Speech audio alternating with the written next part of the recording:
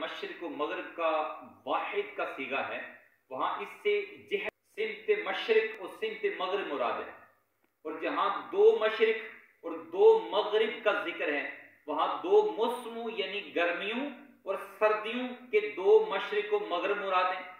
जहां मशरिक व मगरिब को जमा के सीगों के साथ जिक्र किया है, इससे या तो सूरज की हर रोज तुलू व गुरूब के मकामात मुराद हैं, क्योंकि सूरज एक साल में हर रोज एक नए मकाम से तुलू होता है, सुभान अल्लाह, और नए मकाम पर गुरूब होता है। यूं साल में सूरज के तुलू व गुरूब के 365 मकामात हैं, या इससे सूरज, चांद और सितारे के तुलू व गुरूब के मकामात मुराद हैं।